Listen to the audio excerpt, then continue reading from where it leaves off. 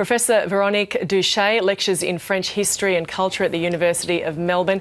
Noel Debian is with ABC Radio's Religion and Ethics Unit. They're here to discuss this fire today. Now, Professor Duché, why do you think people have reacted with such emotion to the destruction of a cathedral? So I think that the cathedral is really an emblematic building for all French people and for people all over the world too. So it's not only a religious place, but also a very intensely cultural and political place too. Noel, I mean, we picked on it just there. Noel Debian, atheists are even among those mourning this structure today, of course. But what is the religious significance of this building?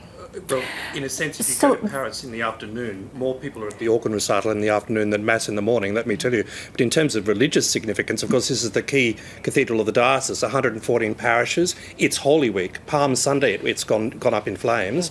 This is the greatest week of the year for Catholics. And the Archbishop of Reims actually said his first reaction was, the Chrism Mass can't happen. This is the Mass where they consecrate all the oils for confirmation, for baptism, for the sick. It would be held in this cathedral this week by the Archbishop for all his churches. So there's a great sense of worry from a religious point of view that it happened in this week of all weeks. Professor Duché, now we're talking, of course, about the Notre Dame Cathedral. There have been moments in history where this cathedral has fallen into disrepair. And that was what the book, The Hunchback of Notre Dame, sought to highlight, really, wasn't it? Yes, so the cathedral was out of fashion very quickly since the Renaissance, for example, because it was Gothic. So this style was not appealing at all for the French people. But then in 1831, Hugo published his very famous novel, Notre Dame de Paris, and the cathedral gained interest for the French people again. Noel Debian from ABC Radio. With regards to relics there, we know that the Jesus Christ crown of thorns has been saved. Can you tell us a bit about that and also any other relics that you fear may have been lost? Well, there'll be some dispute about the authenticity of the crown of thorns, but this is a very old relic. It's been there for many centuries, and it's believed by many to be authentically the one. So it's an important relic, and that it's saved is good news. The other thing I'd be most worried about, though, is the organ. The organ at the back is a cavicole. It's a 19th century organ. It's been refurbished since, but it's one of the most famous organs in the world. And that, with the water falling into that, I don't know what the state of that organ is yet. And as I say to you, the Cochereau, who was the famous, he used to fly in by helicopter. This is the way the Parisians deal with music.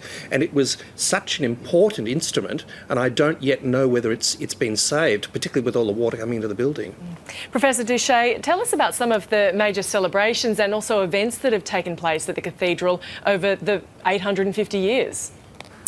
Yes, so of course there were all the masses celebrated, but one of the important events was the Napoleon. He was crowned in the cathedral. He chose to be crowned there and not in Reims, where usually the kings were crowned. So he wanted to have his own special place for his event as an emperor. So it was, and this is represented in a painting by David. So you can see the Napoleon and the Impératrice being crowned in the Notre Dame Cathedral. And Noel Debian, this structure, it wasn't built by one person. It wasn't really even imagined just by one person. Will its resurrection from this fire just form part of its history going on? Look, it will. Without doubt, it will. There will be conviction on this. For example, the bells, many of them were destroyed in the French Revolution. It was desecrated in the French Revolution and turned into a temple of reason. Before that, it had been renovated to be, of the latest style. Louis XIV did major renovations in it. Others will do other renovations in it. I think what will be needed here is, though, expert refurbishment, and it has been done. Remember, many of the churches of France and Germany were destroyed in the bombings of World War II. Many of them have been absolutely wonderfully restored, and I think it will be the case here. What will be interesting, though, is how the money works, because this cathedral was confiscated with 70 others in 1905 because of this French idea of laïcité. The government actually controls it. The church can use it. I'm not sure where the money will go or how it will actually work for the refurbishment, although President Macron has announced he will be making an international appeal.